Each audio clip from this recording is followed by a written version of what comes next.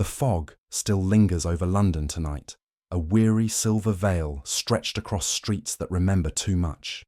Somewhere beyond the gaslights, a widow waits behind closed curtains, and a detective with eyes like mirrors traces the outline of a truth no court would dare to name.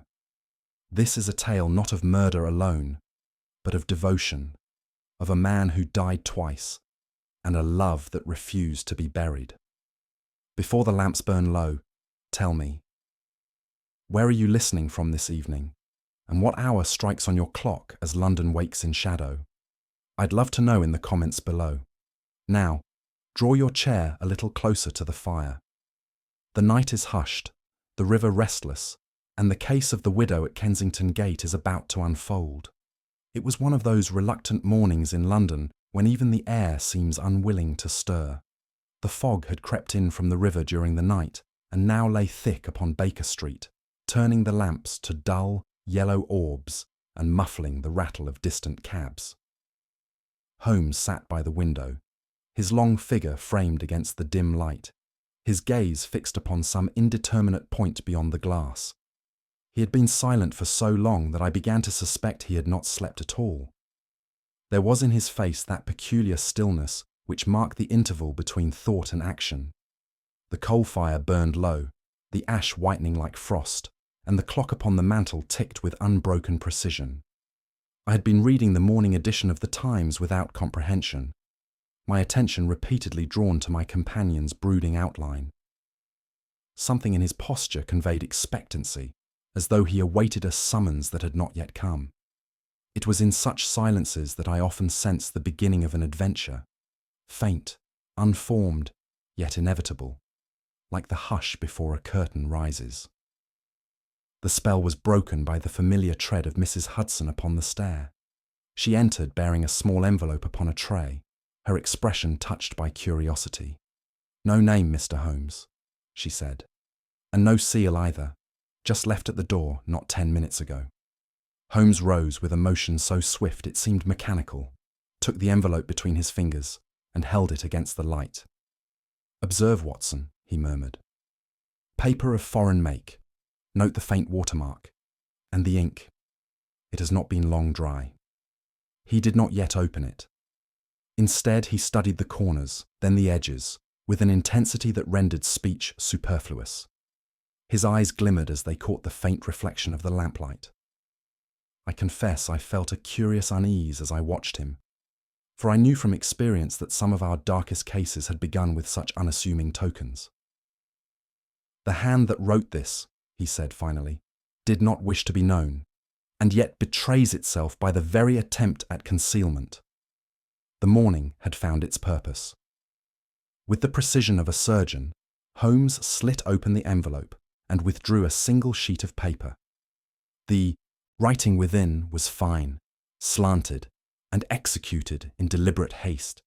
He spread it flat upon the table, and together we read the strange message it contained. "There is a death wrongly buried at Kensington Gate. Go to the widow Vale, whose tears are not her own. The truth sleeps beneath false stone." There was no signature, no address, only that haunting turn of phrase, "tears that are not her own." I looked up from the letter to find Holmes studying me with quiet amusement. "Well, Watson, what do you make of our ghostly correspondent?" "It reads like a fragment from a sermon," I replied, unsettled by its mixture of accusation and grief, "or from someone who knows too much and dares too little." Holmes smiled faintly. "A restless spirit, as you say, but not of the supernatural order. The writer is very much alive, and her restlessness, I suspect, has little to do with remorse and much to do with fear." Holmes seated himself upon the edge of the table, the letter between his fingers. "The handwriting, Watson. Observe the refinement of the loops, the restraint of pressure. A woman's hand, certainly, and one accustomed to the pen of correspondence, not commerce. The choice of paper, expensive, yet not ostentatiously so, and the grammar precise to a fault. Our anonymous friend is educated, careful, and in evident distress." He turned the page toward the light, then held it close to his face. Do you detect a faint fragrance, my dear fellow? I leaned nearer. Yes, lavender, though very subtle. Precisely, not perfume from the person, but from sealing wax. Such wax is scarcely used save by women of refinement. Lavender wax, lavender ink, it is a correspondence from a lady who masks herself beneath convention while skirting the edge of scandal. Note too that her words wrongly buried suggest intimacy with the event rather than idle gossip. He tapped the table with the folded paper. We are dealing, Watson, not with curiosity, but with conscience. I could not suppress a sigh.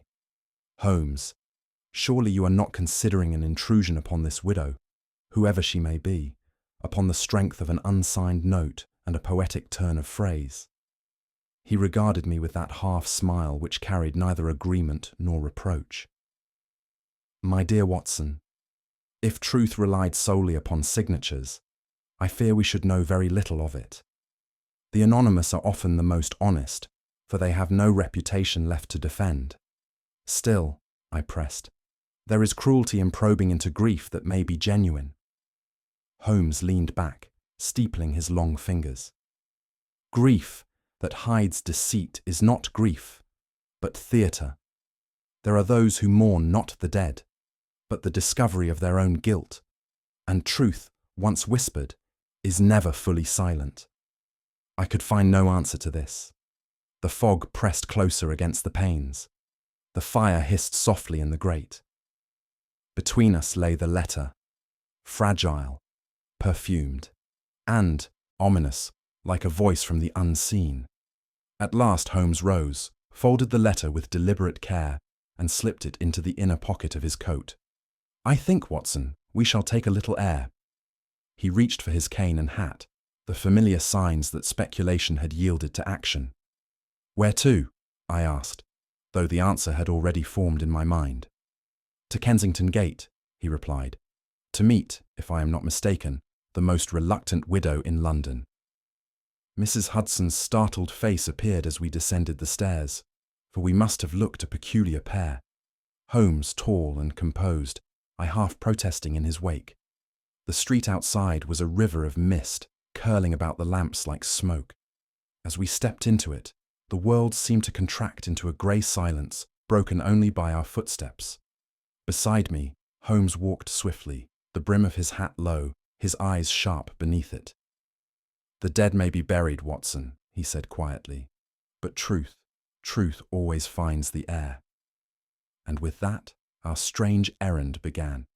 The fog had not lifted as we made our way westward through the dim arteries of the city. The gas lamps hung like dull amber orbs, suspended in the mist, and the clip of the cab horse echoed hollowly along the cobblestones. It was a melancholy morning, the sort that makes London seem both ancient and weary, as though the very air remembered too many secrets. Holmes sat opposite me, the letter from that morning folded neatly between his fingers. He had scarcely spoken since we left Baker Street, save for a few brief observations upon the weather and the hour. I could see, however, that his mind was already several steps ahead of our journey, mapping invisible connections between the anonymous warning and the house we approached. As we neared Kensington Gate, the streets widened, and the fog thinned enough to reveal the sombre silhouettes of fine houses, quiet, respectable, and yet, to my mind, faintly oppressive. Wealth and sorrow, I thought, make strange neighbours. Holmes glanced up suddenly. Both dwell, he said softly, behind drawn curtains. The cab drew up before a tall, white-bricked house whose clean facade was softened by climbing ivy. Not a sound came from within. Even the street itself seemed to hush before it. The curtains were closed in every window, and a faint odour of lilies drifted from the doorstep, that flower which clings so faithfully to both weddings and funerals.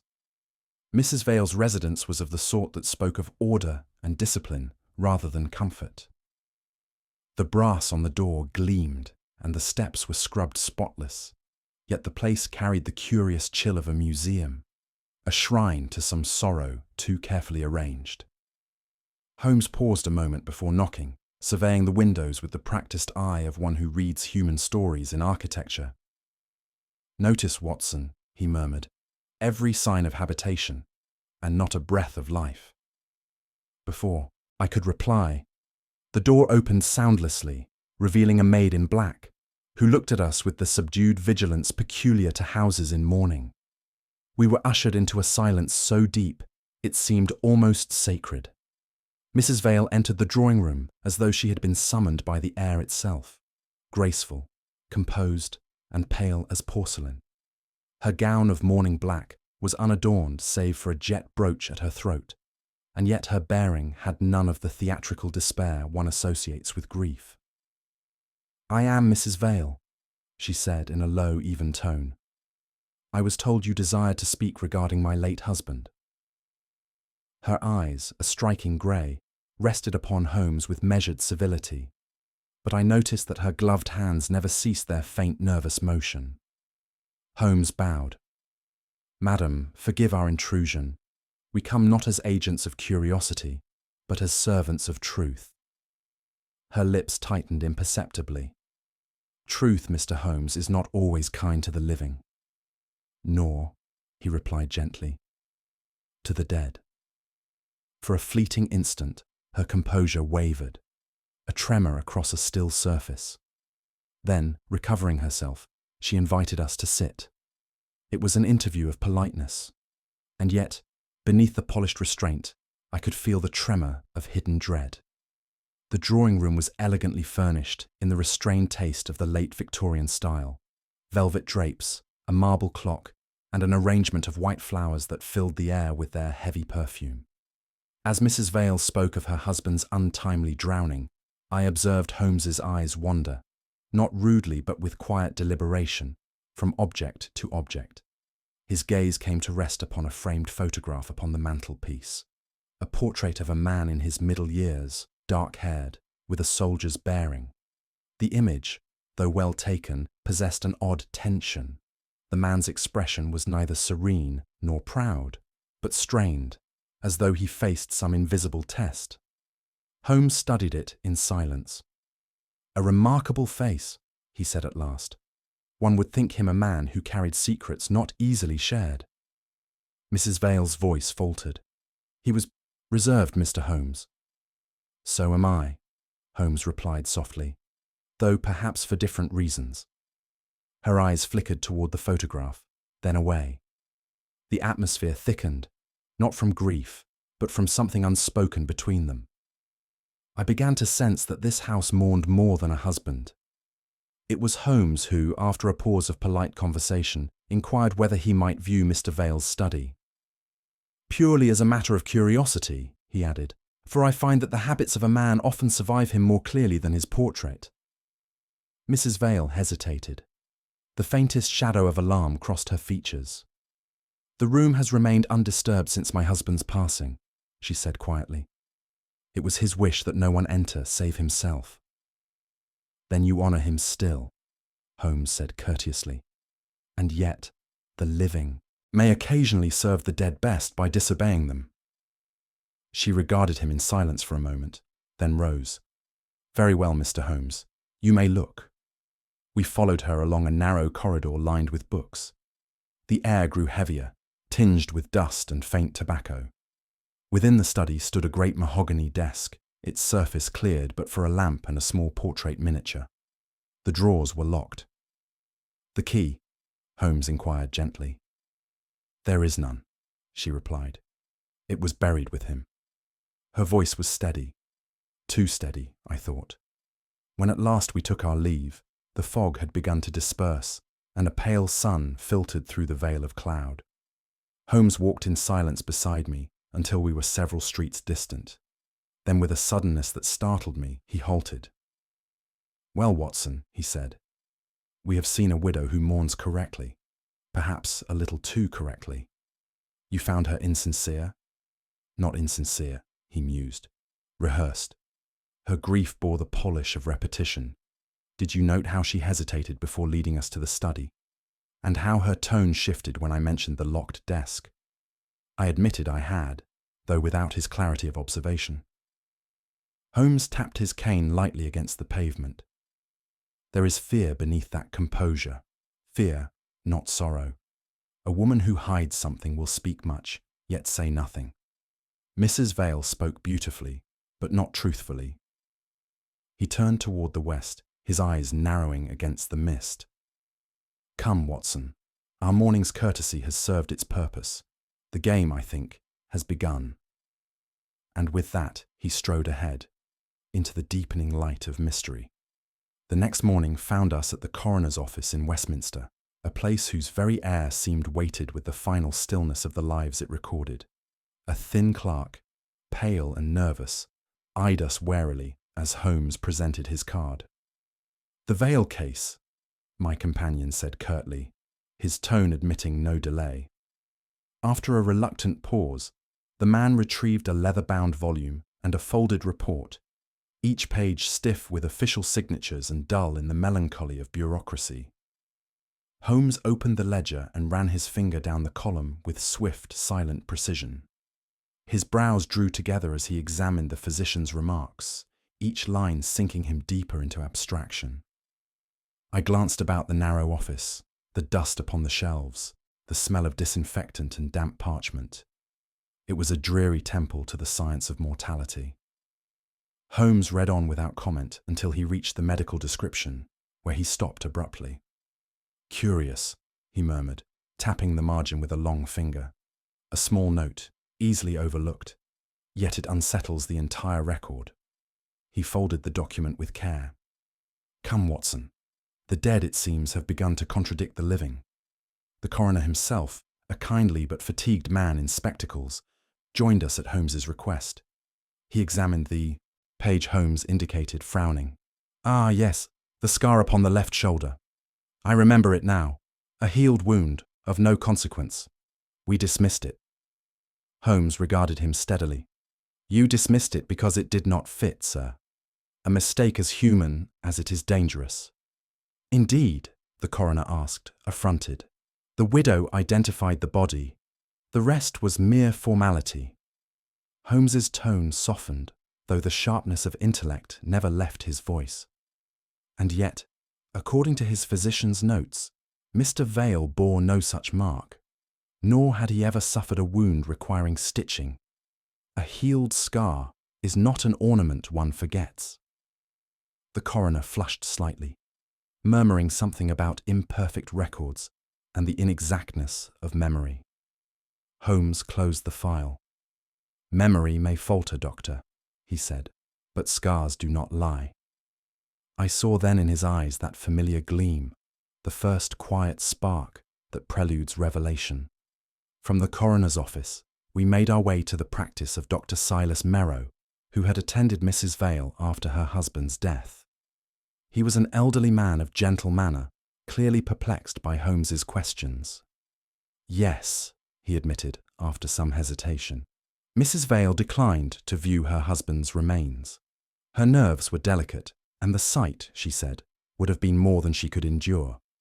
I urged her, as is customary, to confirm identity, but she grew so agitated that I relented. Holmes's face betrayed neither surprise nor censure. "A curious decision," he said at last. "Love may falter before horror, but guilt seldom does. I thank you, Doctor." As we left the surgery, I ventured a protest. "Surely you would not doubt a widow's sincerity on such grounds, Holmes. Many would shrink from that ordeal." He smiled faintly. "Indeed, Watson, many would. But not all would do so with such calculated timing. There is a difference between grief and strategy." The words lingered uneasily in my mind as we stepped once more into the heavy London fog. Our inquiries brought us again to the coroner's clerk, whose reluctance to assist had not diminished. Under Holmes's measured persistence, however, his reserve crumbled, and he confessed what had been omitted from the official account. "No personal effects were found," he said in a low tone. "No watch, no papers, not even a ring. The body was identified only by the widow's statement and by the clothing discovered nearby." Holmes's expression did not change, but the silence that followed was palpable. "Then," he said quietly, "you accepted the garments as evidence of the man within them." The clerk stammered that the case had seemed straightforward, a drowning in the Serpentine, with no sign of foul play. Holmes turned to me. "When an identity rests upon cloth and sentiment, Watson, we tread on the thinnest of ice. The river can conceal a man, but it cannot grant him a new name, unless, of course, we permit it." He left the office with his long stride, his face grave, his eyes aflame with purpose. The fog had thickened by the time we reached the street, curling like slow smoke about the lamplight. Holmes walked beside me in silence, his shoulders bent, his cane trailing softly against the pavement. I could tell from the rhythm of his step that his mind was at its most active, that curious stillness which concealed the movement of extraordinary thought. For my part, I was haunted by the notion that the grave might hold the wrong man. The very idea struck at the foundations of decency and ritual, that a stranger could occupy another's rest while the living mourned a phantom. I longed to speak, but Holmes's silence forbade interruption. Only when we reached the corner did he pause and glance toward the faint glow of the river in the distance. "A man's identity, Watson, is the frailest of possessions," he said. "Once stolen, it can be buried as easily as a corpse." The words chilled me, though I scarcely understood their full import then. That evening, back at Baker Street, Holmes sat before the fire, the morning's letter unfolded beside the notes he had taken throughout the day. I observed him in his element, the mind of a chess player arranging its pieces for an unseen battle. The soft ticking of the clock mingled with the scratch of his pen as he annotated the margins of the coroner's report. At last he leaned back and spoke with quiet conviction. "We have, my dear Watson, the makings of a singular deception. A death wrongly reported, a body conveniently unclaimed, and a widow whose refusal to look upon the face of her husband spared her from the necessity of truth." He tapped the anonymous letter thoughtfully. Our correspondent, whoever she may be, knew this, or suspected it. The man buried at Kensington Gate was no ordinary victim, and perhaps no victim at all. He rose, pacing before the fire. The dead man of Kensington Gate may have been no man of Kensington at all, and if I am correct, we are about to disturb more graves than the one already sealed. The fire crackled softly as he turned toward me, eyes bright with that unmistakable gleam, the beginning of a chase that would draw us into the very shadows of London's conscience. The morning broke pale and uncertain, the fog still lying heavy upon the Thames like a patient beast unwilling to stir. The great river, that silent witness to London's sins and secrets, flowed sluggishly beneath its veil. Holmes and I stood upon the embankment, our breaths mingling with the mist, while the bells from Westminster tolled distantly, softened by the damp air. Holmes leaned against the stone balustrade, his eyes tracing the movement of a passing barge, whose form loomed ghost-like in the haze. "The river, Watson," he said quietly, "keeps more secrets than Scotland Yard has solved. It swallows guilt, but never forgets it." There was a note of reverence in his tone, as though he addressed not water, but history itself. The cold wind carried with it the smell of silt and coal smoke, and I found myself shivering despite my coat. Holmes drew his scarf tighter. "Our phantom of Kensington," he murmured, "was not content to vanish upon dry land. Let us see, then, what tribute the river has chosen to return." With that, he stepped down toward the docks, his boots crunching on wet timber. At the water's edge, we found a solitary boatman mending his nets, a broad-shouldered fellow, with the weathered face of one accustomed to fog and silence. Holmes approached him with the ease of long practice, offering a word of greeting and a sovereign's glint. "Perhaps you recall," said Holmes, "a man of middle height and military bearing seen hereabouts last week, after the Monday rains?" The man scratched his beard thoughtfully. "Aye, sir, there was one. Came along the embankment just after dusk, face half hid under a wide hat, walked as if he'd lost his way, or didn't want it found. What day? 2 after the drowning up at Kensington, the man replied, lowering his voice. But it weren't no ghost, sir. I spoke to him myself, asked if he sought passage, but he just shook his head and walked on toward the warehouses. Never saw him again. Holmes inclined his head. Thank you. You have described not a spectre, but a survivor. The boatman looked puzzled, but the remark was not for him. Holmes was already scanning the riverbank, his gaze drawn to a patch of darker mud near the tide's retreat. Holmes bent without a word, his keen eyes examining the slimy edge where the river's current had left its debris. Fragments of rope, a broken plank, and something pale protruding from the silt. With a gloved hand, he freed it gently from its burial. It was another glove, fine leather once, though now warped by water and mud. He turned it over carefully. The stitching was hand-done, the fingers slender, the cuff lined with faded silk. Upon the wrist, half rubbed away by moisture, gleamed a faint monogram. A.V. Holmes regarded it for a long moment before wrapping it in his handkerchief. A gentleman's glove, he observed, but worn thin by hardship. And the initials, you see them, Watson. Indeed, I said, but they do not correspond to our Mr. Vale. No, he murmured, and yet they cling to the very soil of his supposed grave. He rose, studying the river's movement, as though reading some coded confession in its ripples.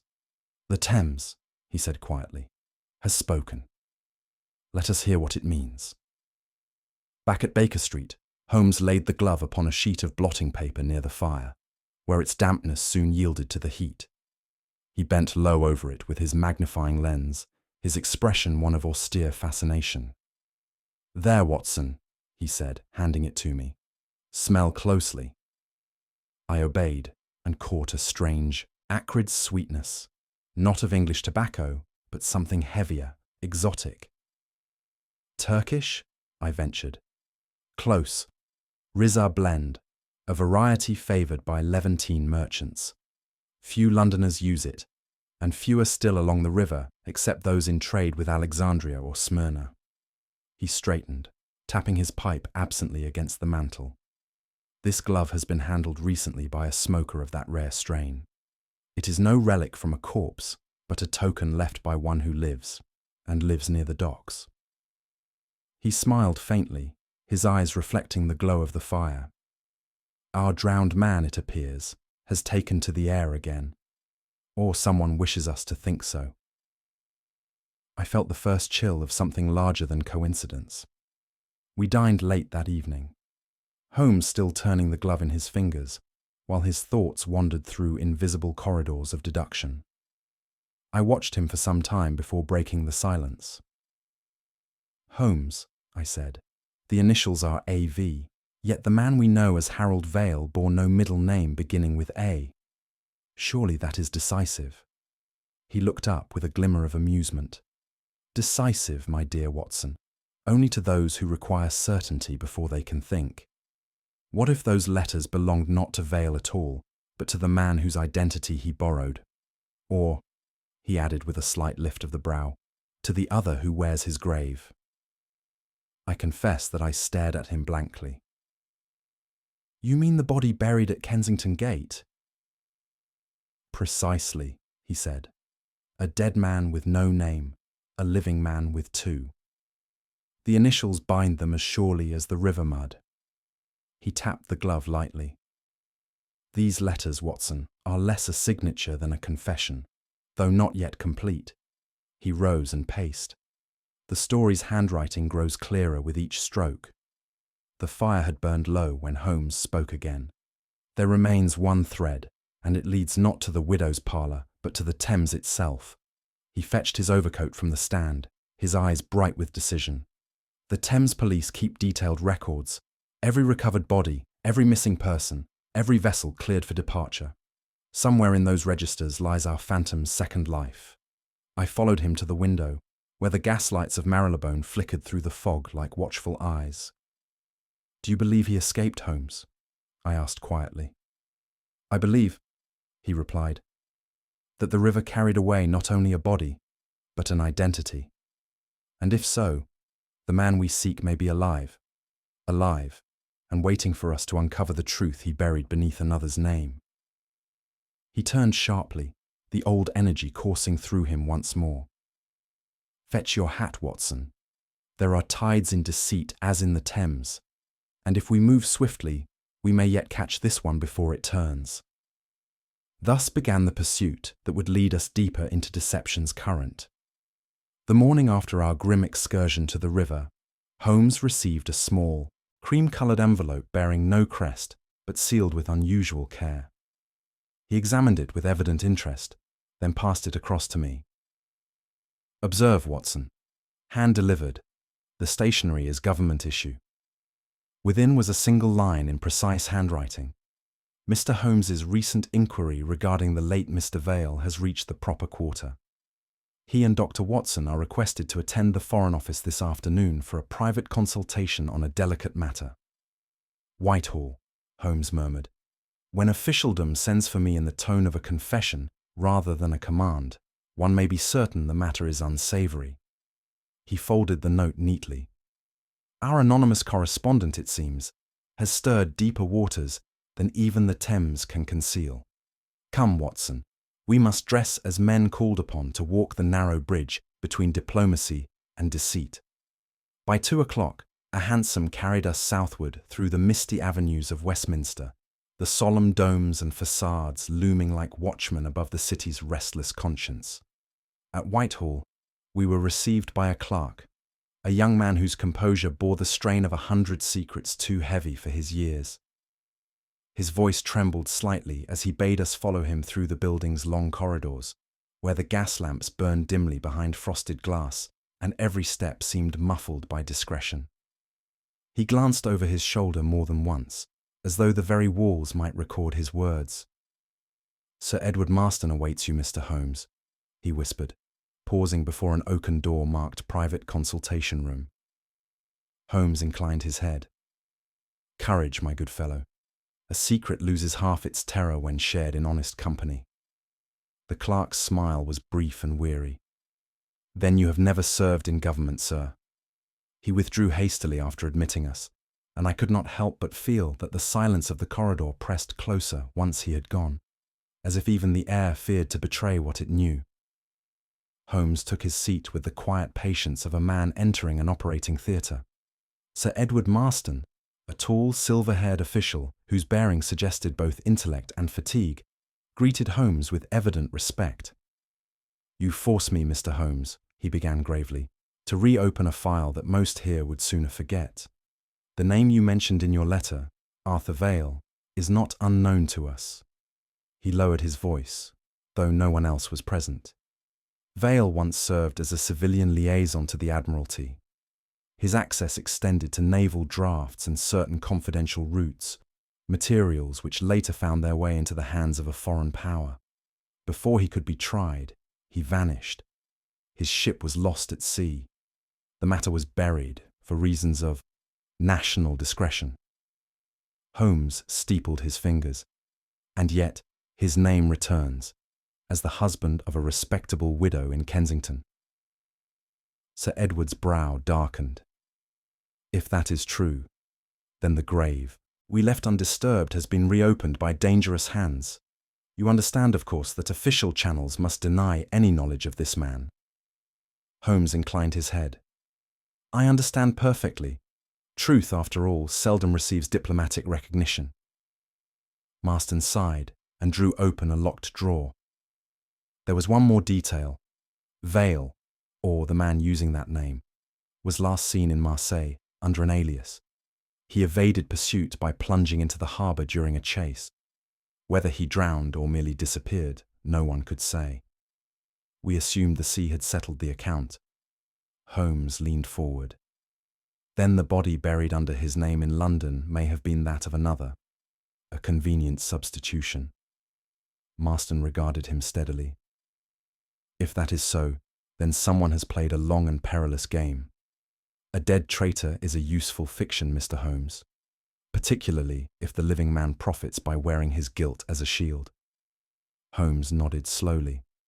A spy who vanishes once may be fortunate, twice ingenious, and yet every false identity leaves a thread, one tug, and the tapestry begins to fray.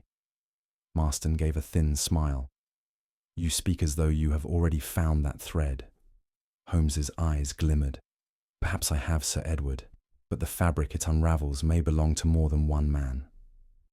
Sir Edward rose and crossed to a small safe recessed in the wall. From within, he withdrew a single sheet of ciphered notes. This memorandum was intercepted last month, code we traced to a network still active along the Thames. It refers to a contact known as the Listener, a foreign intermediary last seen arranging passage for certain fugitives. The initials AV appear in the margin. Holmes studied the document intently. A listener. Curious title. One who hears but does not speak, observes, yet never acts. Such men are rare, but invaluable to those who pay for silence. Marston's voice dropped to a murmur. If the listener still moves among the river wharves, he may hold the key to your impostor, and to others who vanished before him. Holmes folded the memorandum carefully. Then I shall seek him where silence gathers thickest, among the docks, where truth trades for coin. Sir Edward nodded gravely. Take care, Mr. Holmes. The river breeds loyalty of a darker kind than patriotism. Holmes's expression was unreadable. I have met her disciples before. When we emerged once more into the damp air of Whitehall, the fog had thickened, wrapping the government buildings in a cloak of secrecy befitting their purpose. Holmes walked beside me without a word, his hands thrust deep into his overcoat. At last he said, Diplomacy, Watson, is the fine art of burying a truth alive and planting a virtue upon its grave. I admire its precision, though I confess, I find its morality elusive. You speak as though the Foreign Office were our adversary, I observed. Not adversary, he replied quietly, merely the custodian of those truths that must never see daylight. And daylight, as you know, is my natural habitat. He gave a faint smile, though his eyes were thoughtful. Come, we have learned what we may hear. The next step lies not among gentlemen, but ghosts. The wind carried a low murmur from the river, as though echoing his words. That evening, at Baker Street, Holmes spread his papers upon the table. The anonymous letter, the coroner's report, the glove marked AV, and now the memorandum from Whitehall. Each seemed to belong to a different world, yet all converged upon one enigma. He regarded them in silence before speaking. The dead man wore another's guilt as his disguise, but guilt, once adopted, becomes a mask that chokes its wearer. Someone has used the name Arthur Vale not to hide from justice, but to shield another from discovery. I leaned forward. Then the widow's husband was neither victim nor traitor, but an impostor drawn into a web of old crimes and new lies. The question, Watson, is whose? He leaned back, the firelight catching the sharp angle of his profile. We have followed the river's whisper to Whitehall's echo. Now it is time to hear what the listener himself has to say. And with that, the next pursuit, quiet, perilous, inevitable, began to take shape in his mind. It was near the hour of 3 when Holmes, with that air of casual deliberation which conceals his most premeditated designs, announced that we should again visit the widow at Kensington Gate. A regrettable oversight, Watson, he said, as he took up his hat and gloves. It appears that I left my walking cane in Mrs. Vale's drawing-room, a lapse of etiquette that demands immediate correction. I smiled inwardly, for I had long since learned that such lapses were seldom accidental. We found the house much as before, immaculate, but steeped in a silence that seemed to thicken the longer one remained within it. The curtains were drawn against the pale light of afternoon, and the scent of lilies lingered faintly in the hall. Mrs. Vale herself received us with a composure too even to be natural. You have lost something, Mr. Holmes? Indeed, madam, he replied courteously. A small token of my negligence, easily remedied. As she led us toward the familiar corridor, I noticed her hand tremble ever so slightly upon the doorknob. Holmes's cane, I observed, rested already by the hearth. He smiled. Ah, recovered before the crime of forgetfulness could be complete. The late Mr. Vale's study was as we had last seen it, dim, orderly, and imbued with that peculiar gravity that clings to the rooms of the recently dead. Yet I sensed that Holmes's attention was not upon the objects themselves, but upon the atmosphere they exhaled. "Permit me, madam," he said softly. "One last glance to ensure I have not misplaced any other possession."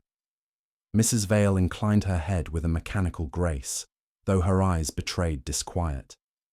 She stood by the threshold as we entered, her black gown merging almost with the shadows.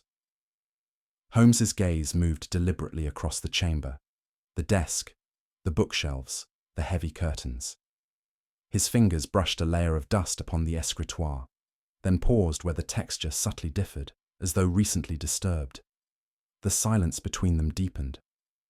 "You are certain," he said at last, turning toward her, "that no one has entered this room since your husband's death?" Her hesitation was the briefest flicker, but it did not escape him. "Quite certain," she answered. Holmes bowed slightly. "Then I have misread the evidence. A failing of the senses.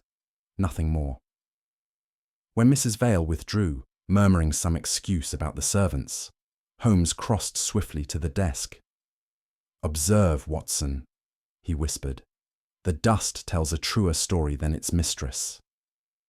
From his pocket, he produced a narrow blade and inserted it deftly between the inner panels. With a faint click, a concealed compartment slid open, a small, velvet-lined recess scarcely large enough to hold a few documents.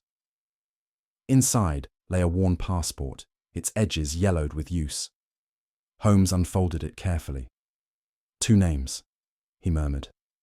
"Harold Vale, and beneath, written in faint official script, Arthur Vane." I leaned closer. "Then your suspicions were correct. The dead man led a double life." "Not double, my dear fellow," he said, "but borrowed. A life assumed to replace another lost. Vale was but a shadow cast by Vane." His eyes shone with the satisfaction of discovery, yet there was no triumph in his tone. Only the grave recognition that one truth uncovered often reveals two yet buried. He replaced the passport delicately. "Let us see if his secrets travelled alone." Beneath the passport, wrapped in a folded cloth, lay a small black notebook.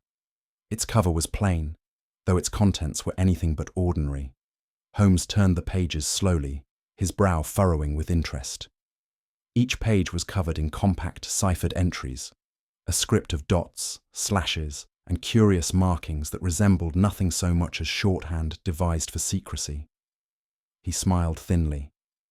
"This, Watson, is the diplomatic cipher abandoned after the naval scandal of '89. Few outside the Foreign Office would recognize it. Fewer still could write it by hand." "Then our man," I said, "was a spy." "Or the echo of one," Holmes replied. "Observe the pattern of repetition, the alternation of dates. These are not mere notes.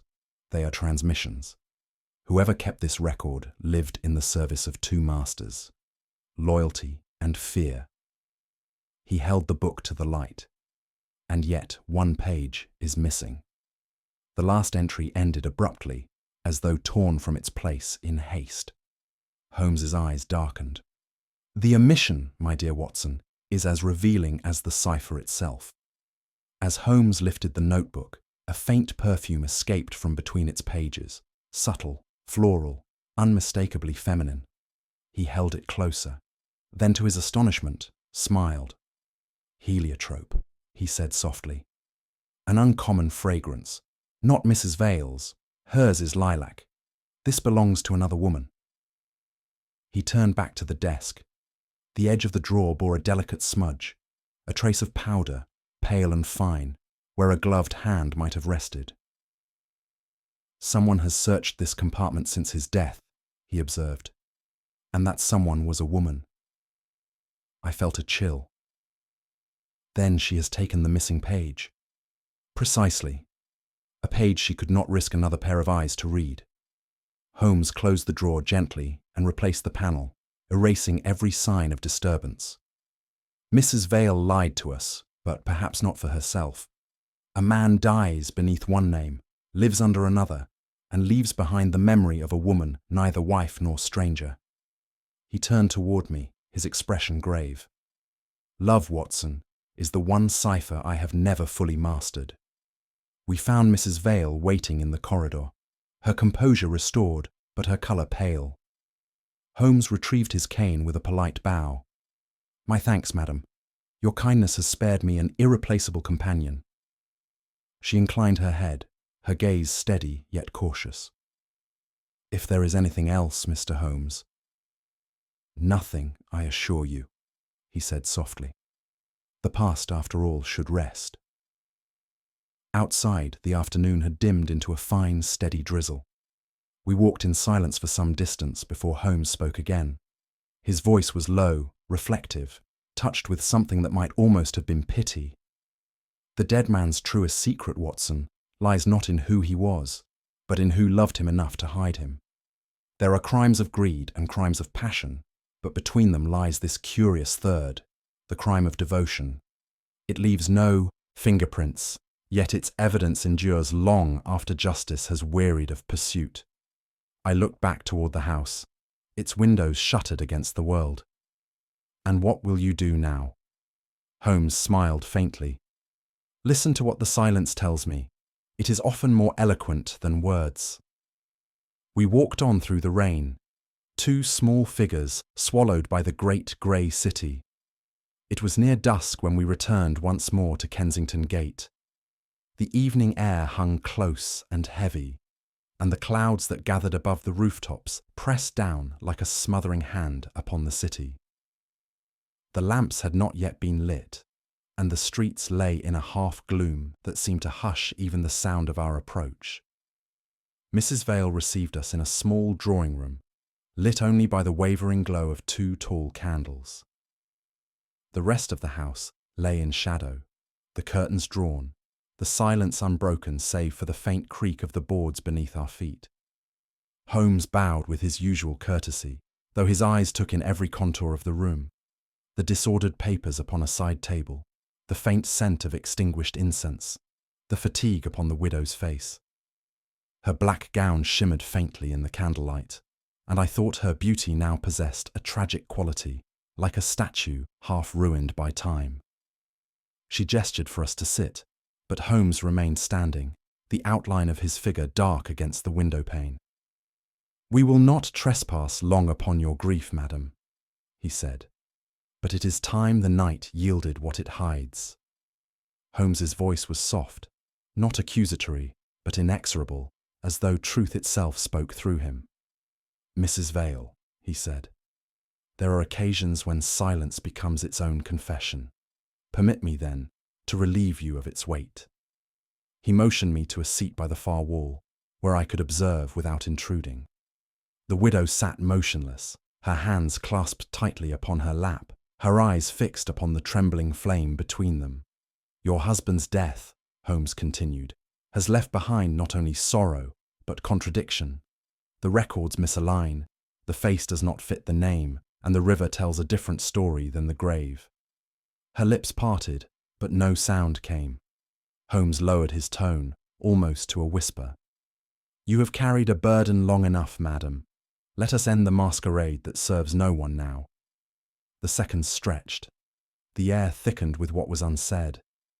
Then, the faintest sigh, like the first crack in glass. Her composure, hitherto so precise, began at last to tremble beneath the weight of its own perfection. It was a strange and solemn moment when the silence broke. Mrs. Vale raised her head, her expression transformed, no longer composed, but stripped bare of pretense. You are right, she said quietly. The man they buried under my husband's name was not Harold Vale. He was another, a man the world had hunted, but whom I could not forsake. Her voice wavered, then steadied with the strength of confession. I married him knowing it was wrong, knowing the deception it demanded of me, of everyone. He had come to me a fugitive, not for crime, but for the shadow of one.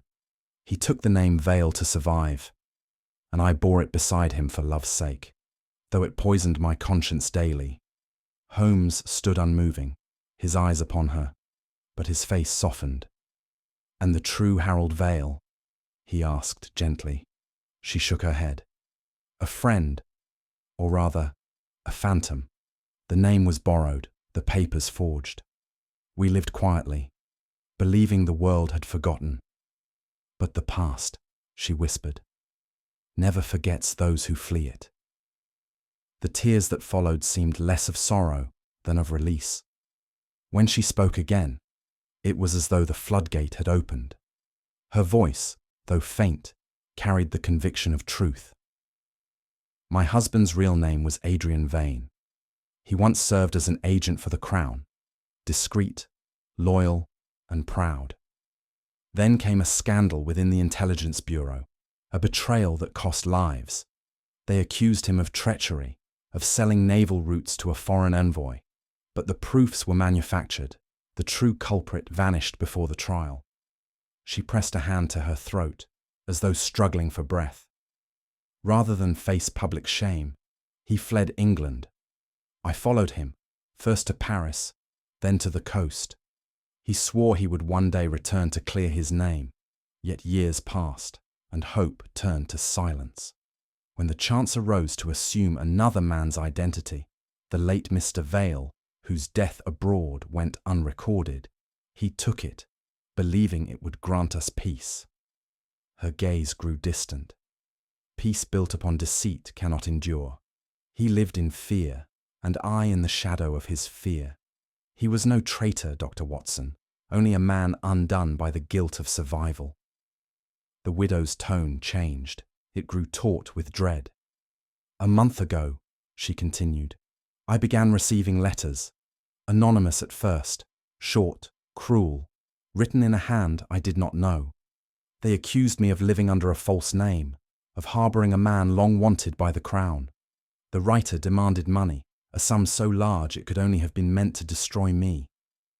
Holmes inclined his head slightly. "And you paid?" Her eyes filled with shame. "I did. Once. But it did not stop. The next letter came within a week, threatening exposure unless I continued. I knew then that he, whoever he was, would never relent." Her voice faltered. "The last note said he possessed a page from my husband's old ciphered journal. A proof, he claimed, of Adrian's guilt. He would publish it unless I complied. I would rather die than see that name defamed anew." She turned to Holmes with desperate sincerity. "Can you not understand, sir? I have lost him twice, once to the world's judgment and once to the grave. Must I lose his memory as well?" Throughout her account, Holmes had listened with that peculiar stillness which to a stranger might suggest indifference, but which I knew to be the utmost concentration of his faculties. The candle nearest him had burned nearly to its socket, casting long shadows across his sharp features. "And the writer of these letters," he said softly, "you know his name?" "I do not," she whispered. "He signs only with two initials, A.V." Holmes's eyes lifted from the dying flame. For a moment, the silence between them seemed to deepen, the faint hiss of the candle filling it like a voice. "A.V.," he repeated slowly, "the same as those embossed upon the glove we found by the Thames." Her lips parted, but no sound came. "Take courage, madam," he said. "Blackmailers, like shadows, depend upon the darkness. Once the light reaches them, they vanish." He glanced toward the candle, its flame trembling as though in sympathy with her own fear. Then, with that quiet resolve that marked his most dangerous cases, he rose. "You have my word, Mrs. Vale. I shall find the man who lives upon the ruin of another's honour." The final candle guttered low, and the room fell into that soft half-darkness where the outlines of things seemed to breathe. Mrs. Vale sat motionless, her hands clasped in her lap, her expression one of exhaustion rather than grief. Holmes bent slightly toward her, and his tone was gentler than I had ever heard it. "Truth, though terrible, may yet be turned to your protection," he said. "A lie has no allies, but truth, even wounded truth, has its own endurance." She looked up at him, her eyes wide with gratitude. "You are kinder than I deserve, Mr. Holmes." He shook his head. "Kindness, madam, has little to do with it. Justice, perhaps, though it sometimes arrives clothed in mercy." As we stepped once more into the night, I noticed the faintest sigh escape Holmes's lips. "Poor woman," he murmured. "Few prisons are so inescapable as the one built from love and fear." The rain had begun to fall, soft as dust upon the pavement. Beside me, Holmes walked in silence, his face turned toward the dim lamps of the street. There was, I thought, in his expression, something very near to sorrow. The night drew down heavy upon London, and with it came a fog thick enough to smother even the boldest of lights. It rolled along the streets like a living thing, muffling hoofbeats and swallowing every sound into its damp grey folds. Holmes and I took our position opposite the Vale residence, concealed in the shadow of a tall hedge, the house's outline faintly visible through the shifting vapour. The stillness was of that oppressive kind which sharpens the nerves rather than calms them. Now and again, the faint rustle of Holmes's coat was the only indication that I was not utterly alone in that ghostly silence. "The fog is a friend to those who hide," Holmes whispered. "But tonight, I think, it may serve us better than our quarry." Somewhere beyond the houses, a church bell tolled the half-hour. Holmes's face, pale and watchful, appeared and vanished again as the mist eddied past. "Patience, Watson," he murmured. "The guilty seldom fail to keep their own appointments." We waited, unmoving, as the world around us dissolved into shifting shadows and the slow breath of the unseen river beyond. The minutes crept by with the stealth of thieves. The widow's house lay utterly still, its windows dark save for a dim, unwavering glow upon the upper floor. The chamber, I guessed, in which Mrs. Vale kept her vigil. Holmes crouched beside the low gate, his keen eyes fixed upon the lane. At length, through the fog's thick murmur, there came a distant rhythm, a tread too deliberate for chance. It grew louder, then softened again, absorbed by the mist, until only an occasional scrape upon the cobblestone betrayed movement. Holmes raised one hand, a silent command for stillness. The steps halted near the corner. A shadow formed within the whiteness, hesitating as though scenting danger. The shape moved again, quick but cautious, and I caught the faint glint of metal, a walking stick perhaps, or something less innocent. 11, Holmes whispered, as the far-off clock struck the hour. "Punctuality is the courtesy of rogues, Watson. Prepare yourself." The steps resumed, measured and certain. The night had found its visitor.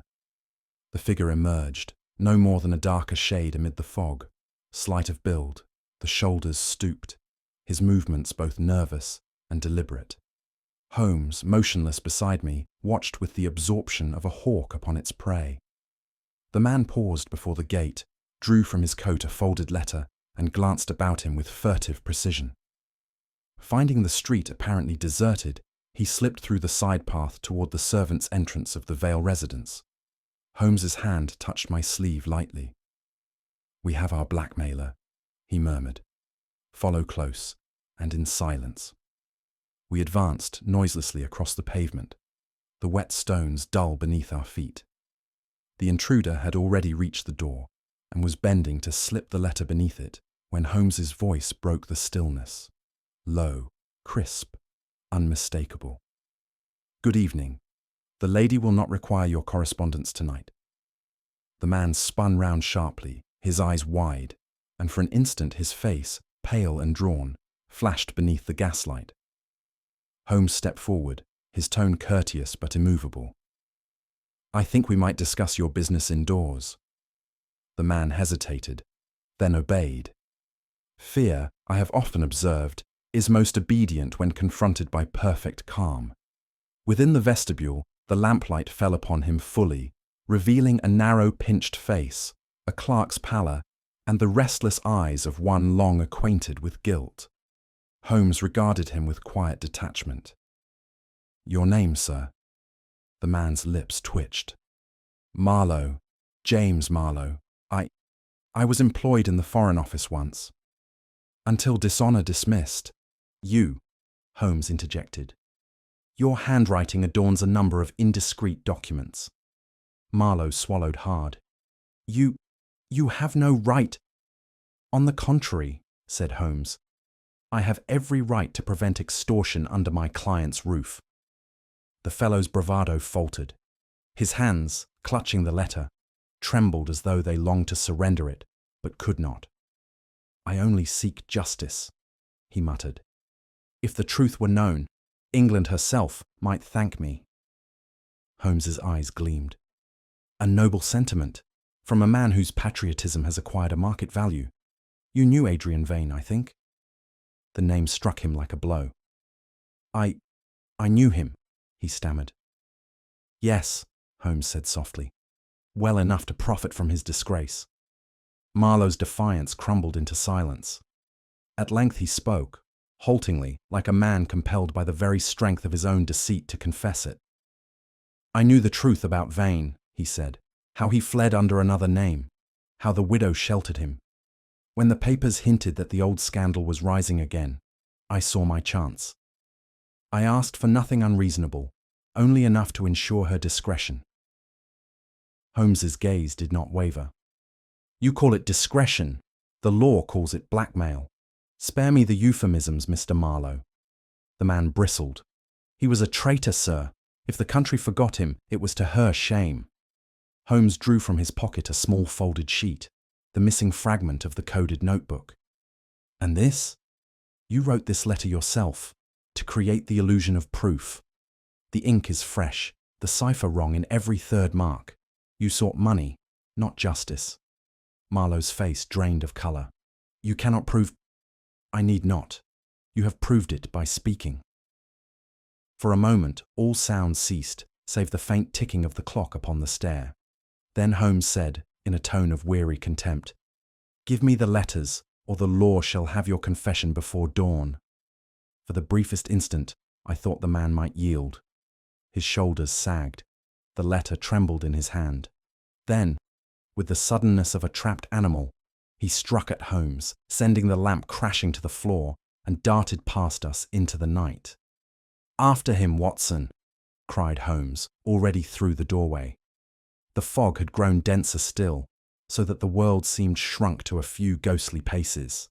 I could hear the rapid echo of footsteps, then the shout of a constable somewhere in the distance. Ahead, the faint outline of Marlowe's figure wavered in and out of the mist, a dark smear upon the whiteness. Holmes was close behind him, his stride unerring despite the gloom. The sound of hooves drew near, the rattle of a cab upon the stones, approaching unseen.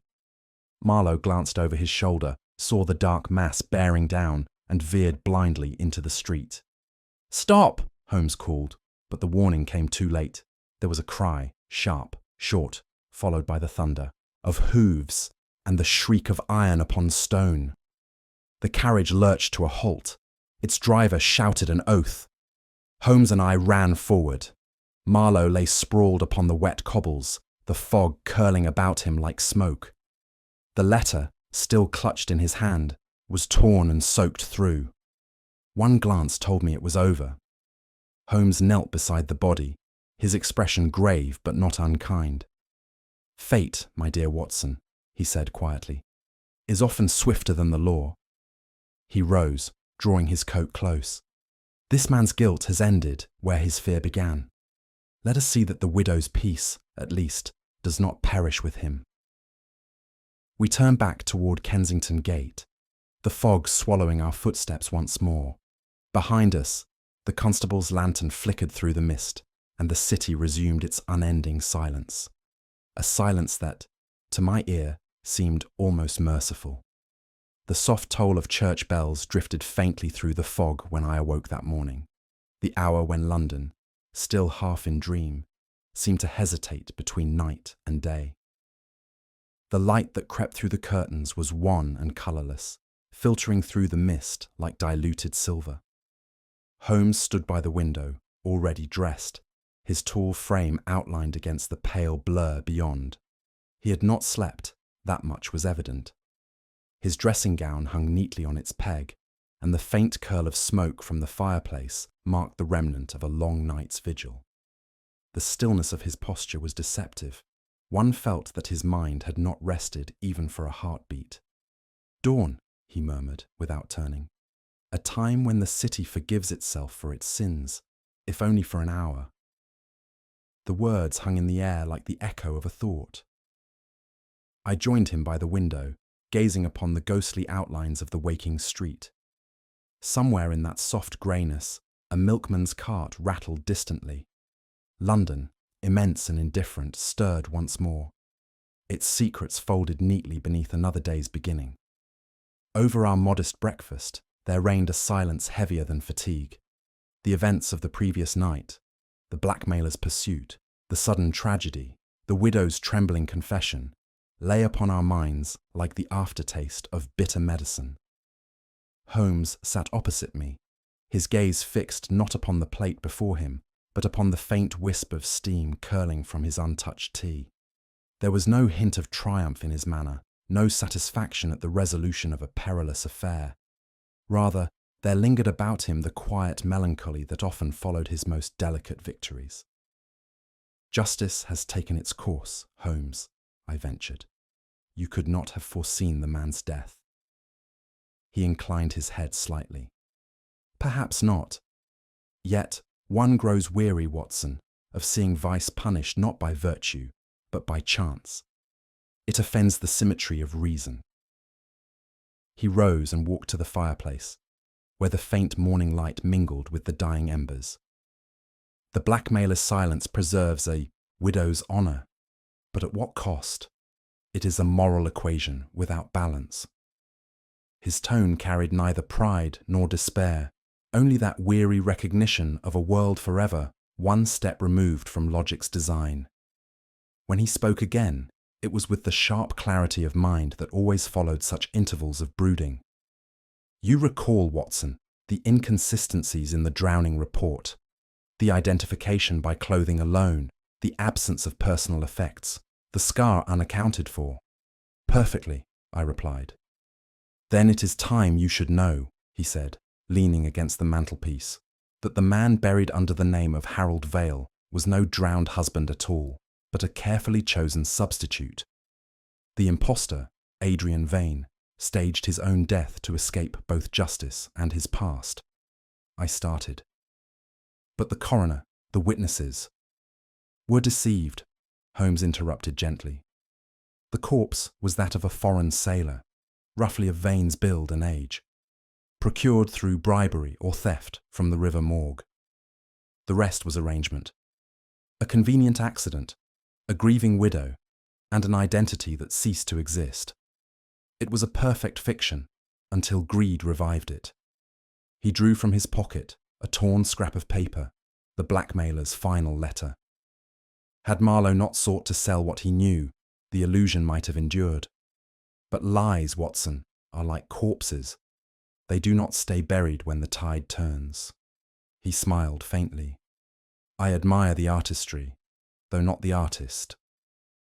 The morning had brightened, though the sun remained veiled behind its shroud of vapour. Holmes stood once more at the window, his hands clasped behind his back, while I sat in reflection upon the strange mercy of the night before. "I cannot help but pity her," I said. "Mrs. Vale. To love so deeply that one's conscience bends, to live each day beside a lie, and still call it devotion. It is a tragedy of the most private sort." Holmes's reply came after a pause. "Pity, yes, but not condemnation. There are deceits born not of malice, but of tenderness. The widow kept a ghost alive, believing it to be love. Her husband fled into darkness, believing it to be freedom. Both were mistaken."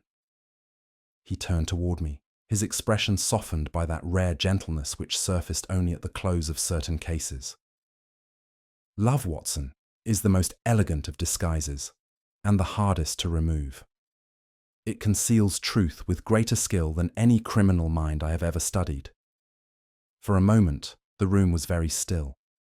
The fog beyond the glass thinned, revealing the first pale gleam of morning sun. Holmes sighed. "Come, my friend, let us begin the day. London, as ever, waits for its next deception." And with that, he reached for his violin, the music that followed rising softly through the grey, like forgiveness unspoken.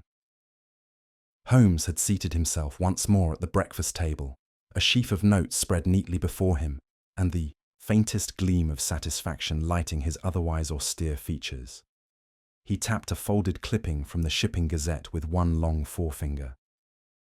2 days after the supposed drowning at Kensington Gate, he began, a small foreign steamer, the Helena of Rotterdam, slipped quietly down the Thames, bound for the Low Countries. Her manifest records a single passenger under the name Henri Valen, merchant. A convenient variant, would you not say, of both veil and vein? I looked up sharply. Then the man still lives. Lives, and is lost, Holmes replied. The fugitive twice dead, now beyond the reach of law or conscience alike. The river served him well. It carried the proof of his deceit downstream, and left only a legend in its wake. He leaned back, folding the paper. It is remarkable how frequently the Thames conceals an escape. Men vanish upon its tide as quietly as thoughts dismissed. Yet every current bears a trace, a scent, a memory. The truth, like oil, always rises to the surface at last. He fell silent for a time, gazing at the pale mist curling against the window, and I knew his thoughts had already followed that phantom ship into exile. After some minutes I ventured, "And what will you do, Holmes? Will you inform the Foreign Office or Scotland Yard?" He looked at me, and a faint smile touched the corner of his mouth. "My dear Watson, of what crime would I accuse him? Of living under another man's name? The man whose death he borrowed is beyond harm, and the woman he deceived suffers enough in her fidelity. No, the law would gain little from my disclosure, and humanity perhaps less." He turned to the fire, where the ashes of the morning paper lay scattered. "The fellow has fled into the one country from which no extradition can be made, the sea. Let him remain there. No man's honour should be sacrificed when guilt is already at sea." There was a quiet finality in his tone that forbade further question.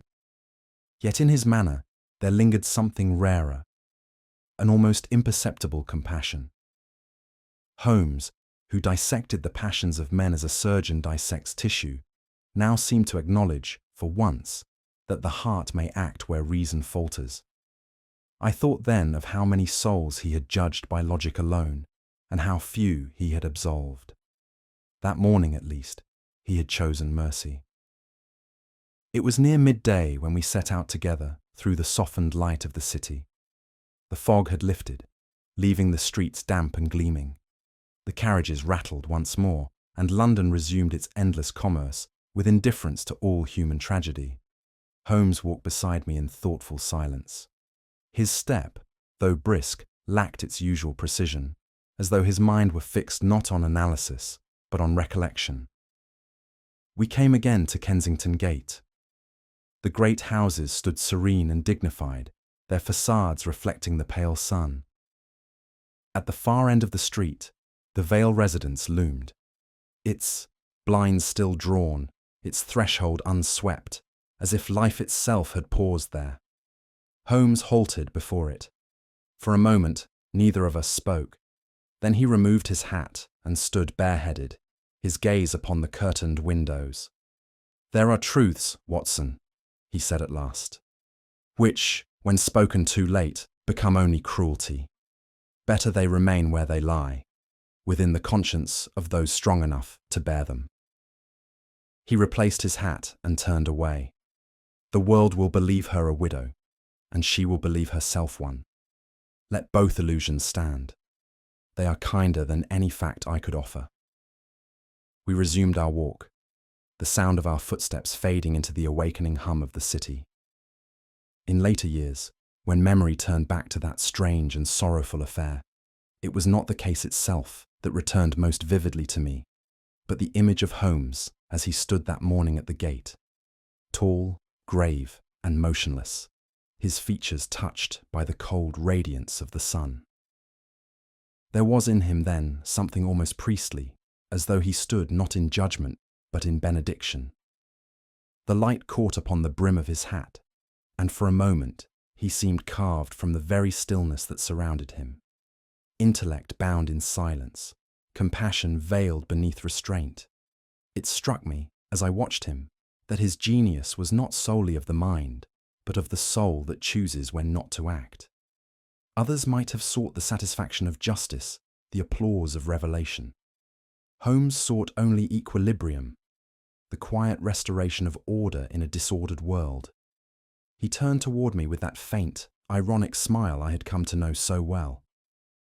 "Come, Watson. There is work enough ahead of us. London seldom sleeps for long." As we walked away, I glanced once more toward the silent house behind us and thought of his words. Truth, when spoken too late, becomes only cruelty. Years have dimmed many memories, yet that morning endures. Holmes's solitary figure at the gate, the mist dissolving into light, and the strange mercy of logic, colder than pity, yet kinder than law. The morning light filtered weakly through the fog, casting long, silvery fingers across Baker Street. Holmes sat by the hearth, his pipe unlit, his gaze fixed upon the grey beyond the window. "It is curious, Watson," he said at last, "how truth can both liberate and destroy. The dead man sought freedom in deception, yet his salvation lay in being forgotten. There is mercy, I think, in silence, a mercy the law rarely affords." I watched him quietly, moved by the gravity of his tone. "And Mrs. Vale?" I asked. "She will live," he replied. "In ignorance, perhaps, but with dignity and tact. Sometimes, my dear fellow, justice must take the shape of restraint." The clock ticked softly. Outside, London stirred to life, indifferent to the secrets buried beneath its fog. Tell me then, what do you think? Was Holmes right to preserve the widow's illusion, or should truth always prevail, no matter the cost? Share your thoughts below. I'd love to hear your judgment on this most human of dilemmas. And if you enjoyed this case, be sure to follow for more tales of logic, shadow, and the strange mercies of Sherlock Holmes.